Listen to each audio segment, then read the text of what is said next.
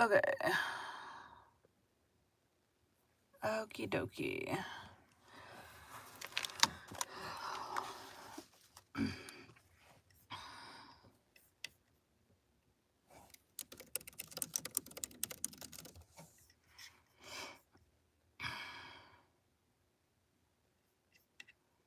Mm-mm-mm.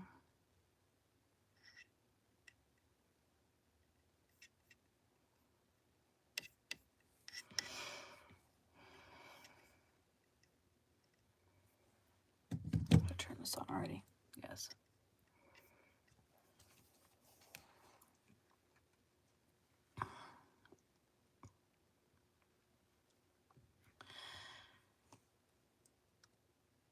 Today, beginning. Today we'll be beginning Rilla of Ingleside by Lucy Maud Montgomery. Oh my god, stomach. Hush it. Today we'll be beginning Rilla of Ingleside by Lucy Maud Montgomery. Chapter 1. Glen Notes and Other Matters.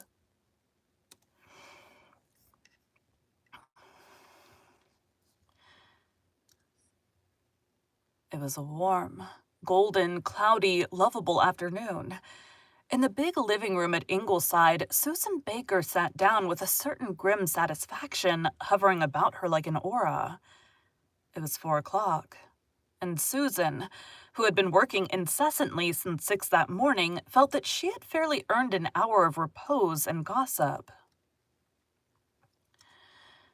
Susan just then was perfectly happy. Everything had gone almost uncannily well in the kitchen that day. Noise outside.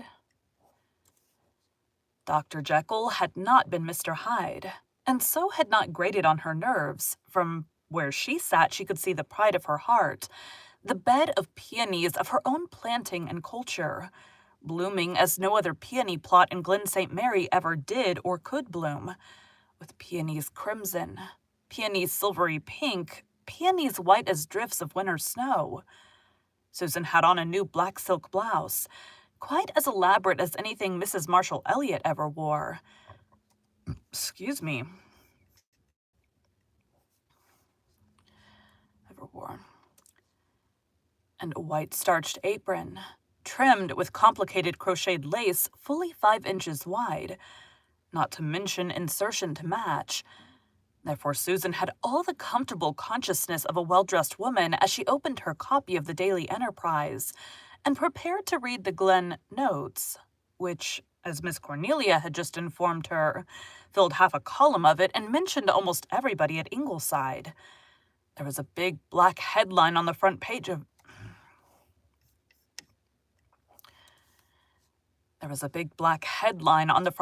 the Enterprise, stating that some Archduke Ferdinand or other had been assassinated at a place bearing the weird name of Sarajevo. But Susan tarried not uninteresting, immaterial stuff like that. Read that wrong. But Susan tarried not over uninteresting, immaterial stuff like that. She was in quest of something really vital. Oh, here it was. Jottings from Glen St. Mary. Susan settled down keenly.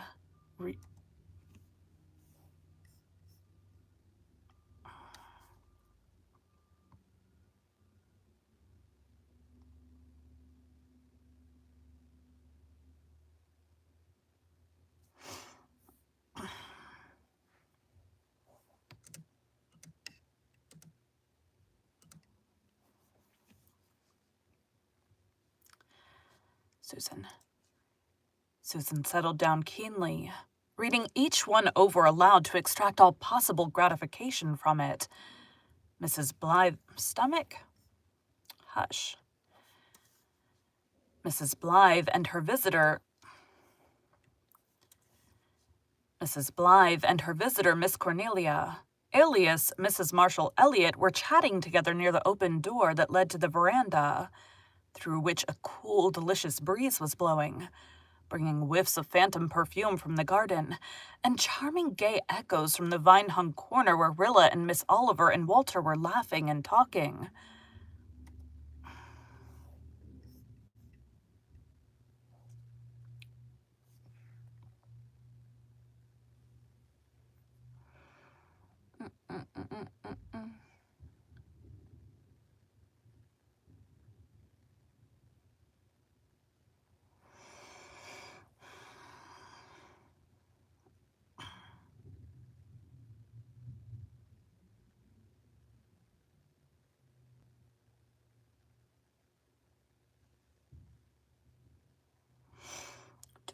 waiting for the trash truck. Laughing and talking.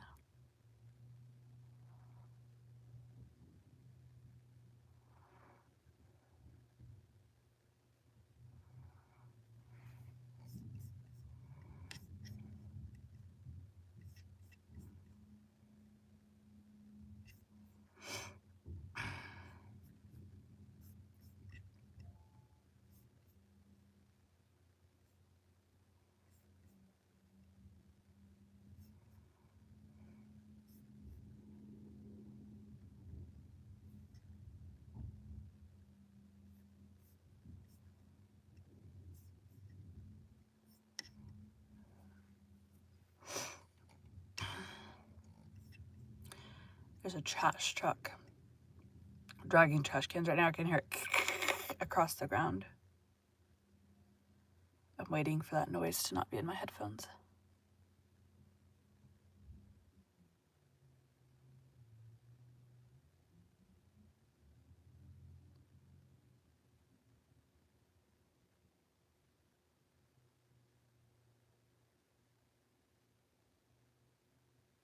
Okay, it's a low hum now. We should be good.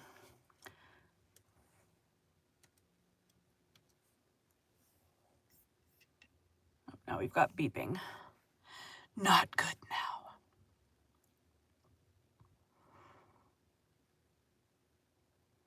This is the annoying part, like waiting for noises to be gone. Granted, I live in a very quiet neighborhood compared to most. But occasionally you do get things like the trash truck. And all I can do is just wait for it to go away. If there was something that was a constant, like a hum or something in the background, I could like remove that from the audio because it's a constant. But things like cars driving past or airplanes flying over or trash trucks are not constant sounds. They're occasional sounds. So I just have to basically pause and wait for it to go away. Wherever Rilla Blythe was, there was laughter. There was another occupant of the living room, curled up on a couch, who must not be overlooked since he was a creature of marked individuality, and moreover had the distinction of being the only living thing whom Susan really hated. All cats are mysterious, but Dr. Jekyll and Mr. Hyde, Doc for short, was trebly so. Excuse me? He was a cat of double personality. Oh my God. He was a cat of double personality. Or else, as Susan vowed, he was possessed by the devil. To begin with, there had been something uncanny about the very dawn of his existence. 4 years previously, Rilla Blythe had had a treasured darling of a kitten, white as snow with a saucy black tip to its tail, which she called Jack Frost. Susan disliked Jack Frost, though she could not, or would not, give any valid reason therefor. "Take my word for it, Mrs. Doctor dear," she was wont to say ominously, "that cat will come to no good." "But why do you think so?" Mrs. Blythe would ask. "I do not think. I know," was all the answer. Oh my God, stomach shush. Was all the answer Susan would vouchsafe. With the rest of Ingleside... This is just not my morning. With the rest of the Ingleside folk, Jack Frost was a favorite. He was so very clean and well-groomed, and never allowed a spot or stain to be seen on his beautiful white suit. He had endearing ways of purring and snuggling. He was scrupulously honest. And then a domestic tragedy took place at Ingleside. Jack Frost had kittens. It would be vain to try to picture Susan's triumph. Had she not always insisted that that cat would turn out to be a delusion and a snare? Now they could see for themselves. Rilla kept one of the kittens, a very pretty one with peculiarly sleek glossy fur of a dark yellow, crossed by orange stripes, and large satiny golden ears. She called it Goldie, and the name seemed appropriate enough to little frolicsome creature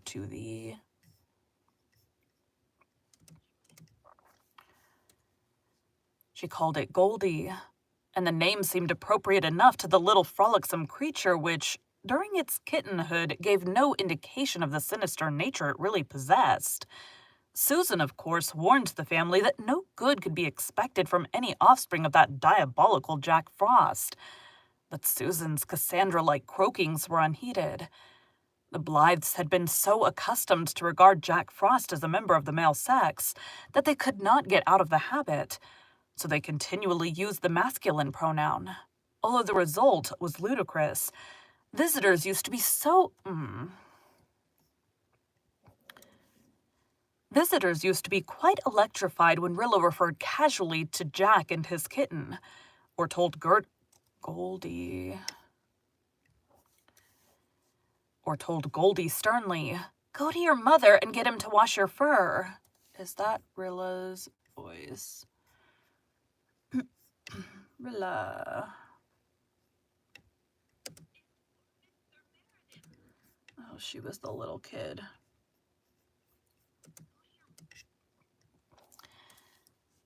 "Go to your mother and get him to wash your fur." "It is not decent, Mrs. Doctor dear," poor Susan would say bitterly. She herself compromised by always referring to Jack as it or the white beast, and one heart at least did not ache when it was accidentally poisoned the following winter. In a year's time, Goldie became so manifestly an inadequate name for the orange kitten that Walter, who was just then reading Stevenson's story, changed it to Dr. Jekyll and Mr. Hyde. In his Dr. Jekyll mood, the cat was a drowsy, affectionate, domestic, cushion-loving puss who liked petting and gloried in being nursed and patted. Especially did he love to lie on his back and have his sleek cream-colored throat stroked gently while he purred in solemn satisfaction. He was a notable purrer. Never had there been an Ingleside cat who purred so constantly and so ecstatically. Dr. Blythe. "The only thing I envy a cat is its purr," remarked Dr. Blythe once, listening to Doc's resonant melody. "It is the most contented sound in the world." Doc was very handsome. His every movement was grace, his poses magnificent. When he folded his long, dusky-ringed tail about his feet and sat him down on the veranda to gaze steadily into space for long intervals, the Blythes felt that an Egyptian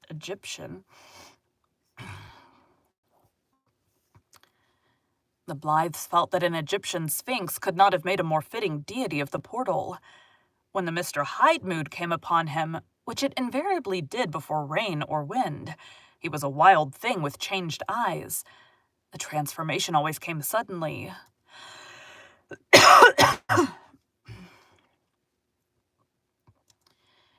He would spring fiercely from a reverie with a savage snarl and bite at any restraining or caressing hand.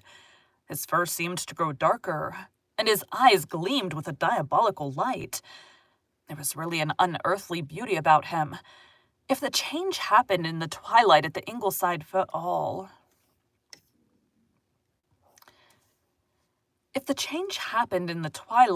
the Ingleside folk felt a certain terror of him.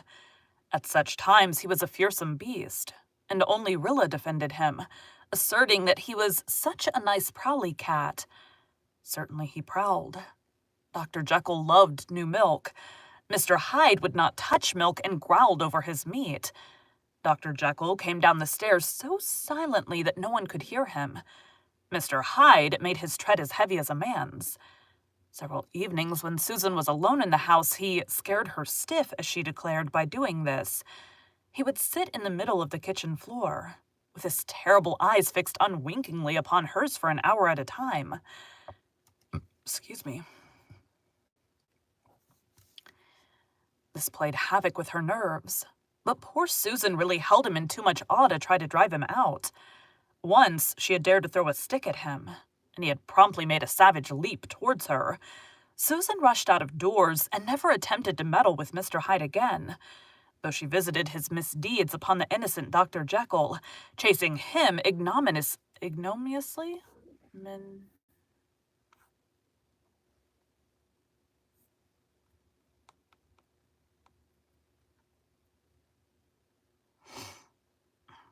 Ignominious. Ignominiously.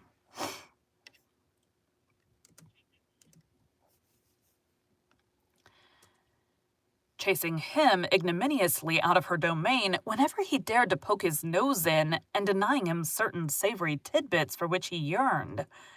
The many friends of Miss Faith Meredith, Gerald Meredith and James Blythe, read Susan, rolling the names like sweet morsels under her tongue. Were very much pleased to welcome them home a few weeks ago from Redmond College. James Blythe, who was graduated in arts in 1913, had just completed his first year in medicine. Noise. Wondering too.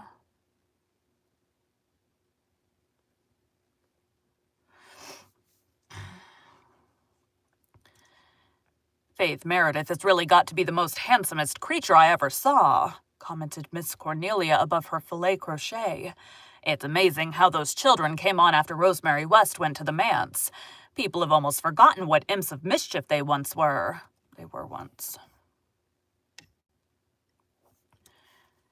People have almost forgotten what imps of mischief they were once. Anne, dearie, will you ever forget the way they used to carry on? It's really surprising how well Rosemary got on with them. She's more like a chum than a stepmother. They all love her, and Una adores her. As for that little Bruce, Una just makes a perfect slave of herself to him. Of course, he is a darling. But did you ever see any child look as much like an aunt as he looks like his Aunt Ellen? He's just as dark and just as emphatic. I can't see a feature of Rosemary in him. Norman Douglas always vows at the top of his voice that the stork meant Bruce for him, and Ellen took him to the manse by mistake. Bruce adores Jem, said Mrs. Blythe. When he comes over here, he follows Jem about silently like a faithful little dog, looking up at him from under his black brows. He would do anything for Jem, I verily believe. Are Jem and Faith going to make a match of it? Mrs. Blythe smiled. It was well known that Miss Cornelia, who had been such a virulent man-hater at one time, had actually taken to matchmaking in her declining years. I choked on a vitamin this morning, and my throat is just like tickly and ugh. They are only good friends yet, Miss Cornelia. Very good friends, believe me, said Miss Cornelia emphatically. I hear all about the doings of the young fry. I have no doubt that Mary Vance sees that you do, Mrs. Marshall Elliott, said Susan significantly. But I think it is a shame to talk about children making matches. Children? Jem is 21 and Faith is 19, retorted Miss Cornelia. You must not forget, Susan, that we old folks are not the only grown-up people in the world. Outraged Susan, who detested any reference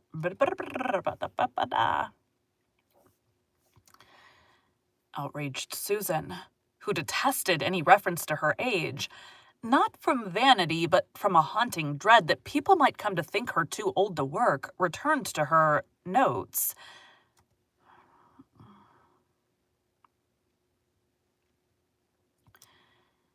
Carl Meredith and Shirley Blythe came home last Friday evening from Queen's Academy.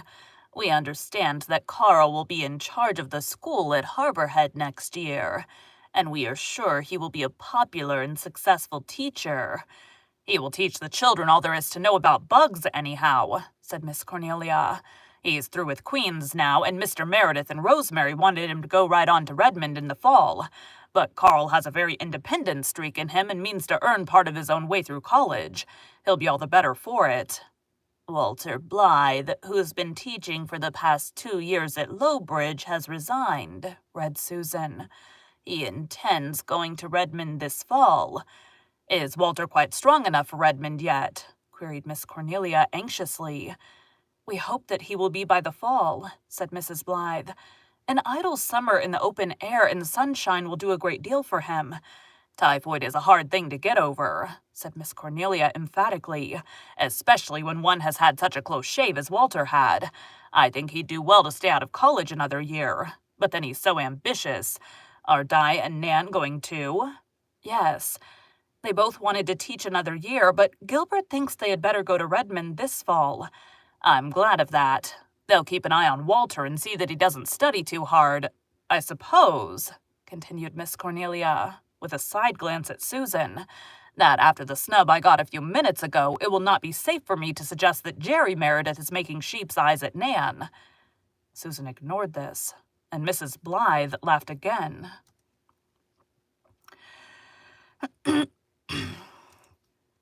"Dear Miss Cornelia, I have my hands full, haven't I? With all these boys and girls sweethearting around me? If I took it seriously, it would quite crush me. But I don't. It is too hard yet to realize that they're grown up. When I look at those two tall sons of mine, I wonder if they can possibly be the fat, sweet, dimpled babies I kissed and cuddled and sang to slumber the other day. Only the other day, Miss Cornelia. Wasn't Jem the dearest baby in the old house of dreams? And now he's a B.A. and accused of courting. We're all growing older," sighed Miss Cornelia. "The only part of me that feels old," said Mrs. Blythe, "is the ankle I broke when Josie Pye dared me to walk the Berry Ridge pole in the Green Gables days. I have an ache in it when the wind is east. I won't admit that it is rheumatism, but it does ache. As for the children, they and the Merediths are planning a gay summer before they have to go back to studies in the fall. They are such a fun-loving little crowd. They keep this house in a perpetual whirl of merriment. Is Rilla going to Queen's when Shirley goes back? It isn't decided yet. I rather fancy not. Her father thinks she's not quite strong enough. She has rather outgrown her strength. She's really absurdly tall for a girl not yet 15. I'm not anxious to have her go. Why, it would be terrible not to have a single one of my babies home with me next winter. Susan and I would fall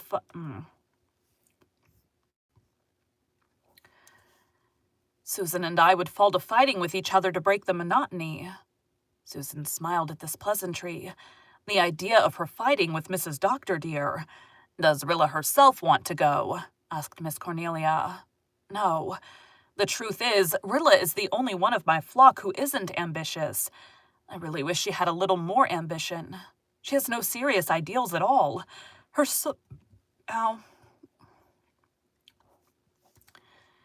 Her sole aspiration? That's what it says. Her sole aspiration seems to be to have a good time. And why should she not have it, Mrs. Dr. dear?" cried Susan, who could not bear to hear a single word against any one of the Ingleside folk, even from one of themselves. "A young girl should have a good time, and that I will maintain. There will be time enough for her to think of Latin and Greek. I should like to see that a little... I should like to see a little sense of responsibility in her, Susan. And you know yourself that she is abominably vain."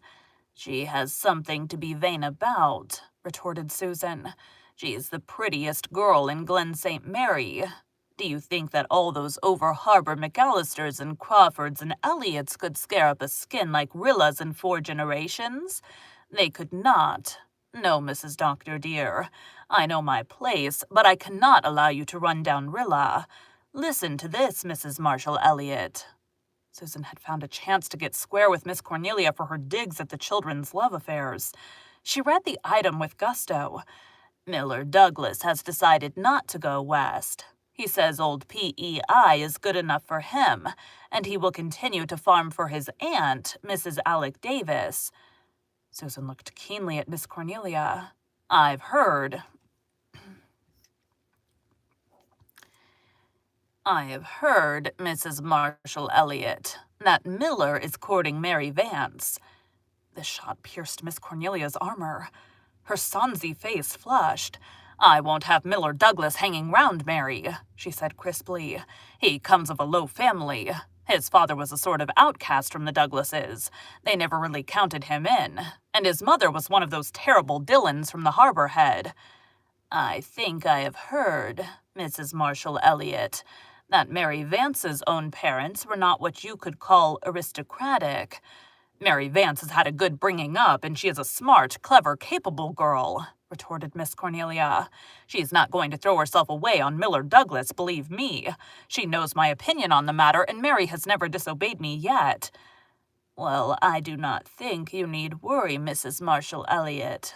for Mrs. Alec Davis is as much against it as you could be, and says no nephew of hers is ever going to marry a nameless nobody like Mary Vance."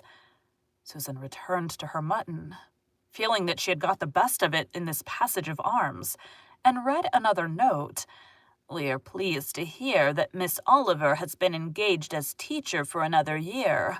Miss Oliver will spend her well-earned vacation at her home in Lowbridge." "I'm so glad Gertrude is going to stay," said Mrs. Blythe. That was a weird breath. Also, there's something stuck on my gums. Ow. I don't know what it is, said Mrs. Blythe. "We would miss her horribly, and she has an excellent influence over Rilla, who worships her. They are chums, in spite of the difference in their ages. I thought I heard she was going to be married. I believe it was talked of, but I understand it is postponed for a year. Who is the young man?" "Robert Grant. He's a young lawyer He's a young lawyer in Charlottetown. I hope Gertrude will be happy.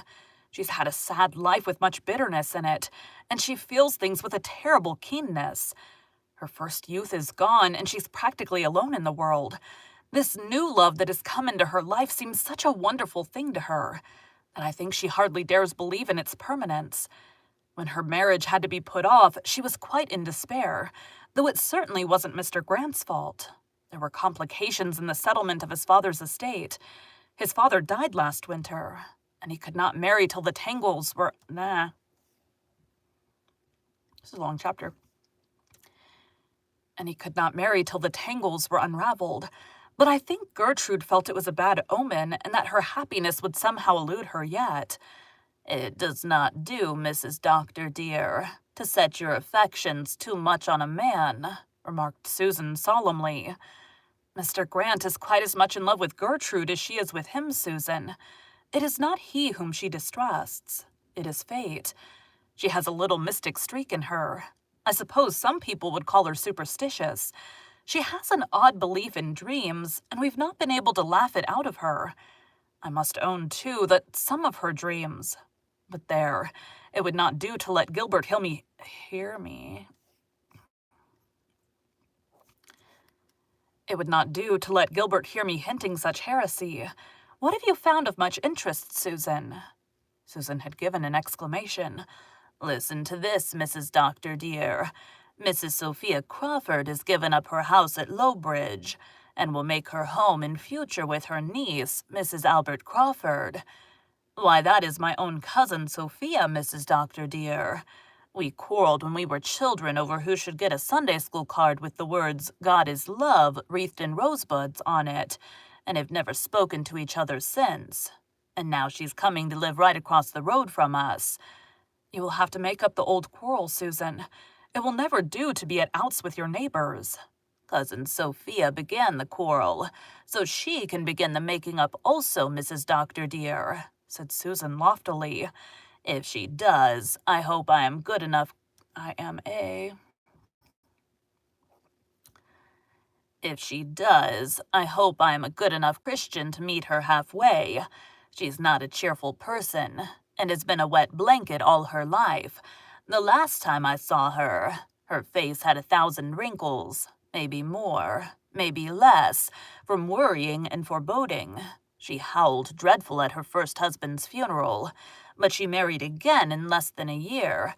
The next note I see describes the special service in our church last Sunday night, and says the decorations were very beautiful. Speaking of that reminds me of that Mr. Pryor strongly disapproves of flowers in church. Speaking of that reminds me that Mr. Pryor strongly disapproves of flowers in church, said Miss Cornelia. I always said there would be trouble when that man moved here from Lowbridge. He should never have been put in as an elder. It was a mistake, and we shall live to rue it, believe me. I've heard that he has said that if the girls continue to mess up the pulpit with weeds, that he will not go to church. The church got on very well before old Whiskers-on-the-Moon came to the Glen. and it is my opinion it will get on without him after he is gone," said Susan. "Who in the world ever gave him that ridiculous nickname?" asked Mrs. Blythe. "Why, Mrs. Dr. Dear Susan. Excuse me. Why, the Lowbridge boys have called him that ever since I can remember, Mrs. Dr. Dear. I suppose because his face is so round and red, with that fringe of sandy whisker about it." "Excuse me, geez." "It does not do for anyone to call him that in his hearing, though, and that you may tie to. But worse than his whiskers, Mrs. Dr. Dear, he's a very unreasonable man, and has a great many queer ideas. He's an elder now, and they say he's very religious, but I can well remember the time, Mrs. Dr. Dear, 20 years ago, when he was caught pasturing his cow in the Lowbridge graveyard. Yes, indeed, I've not forgotten that, and I always think of it when he's praying in meeting. Well, that is all the notes, and there's not much else in the paper of any importance. I never take much interest in foreign parts. Who is this Archduke man who's been murdered?" "What does it matter to us?" asked Miss Cornelia, unaware of the hideous answer to her question, which Destiny was even then preparing. "Someone is always murdering or being murdered in those Balkan states. It's their normal condition, and I don't really think that our papers ought to print such shocking things. The Enterprise is getting far too sensational with its big headlines. Well, I must be getting home. No, Anne dearie, it's no use asking me to stay to supper. Marshall's got to thinking that if I'm not home for a meal, it's not worth eating, just like a man. So off I go. Merciful goodness, Anne dearie, what is the matter with that cat? Is he having a fit?" This, as Doc suddenly bounded to the rug at Miss Cornelia's feet, laid back his ears, swore at her, and then disappeared with one fierce leap through the window. "Oh, no, he's merely turning into Mr. Hyde, which means that we shall have rain or high wind before morning. Doc is as good as a barometer." "Well, I'm thankful he's gone on the rampage outside this time and not into my kitchen," said Susan. "And I'm going out to see about supper. With such a crowd as we have at Ingleside now, it behooves us to think about our meals betimes." Thank you for joining Bite at a Time Books today, while we read a bite of one of your favorite classics. Again, my name is Bree Carlile, and I hope you come back tomorrow for the next bite of Rilla of Ingleside.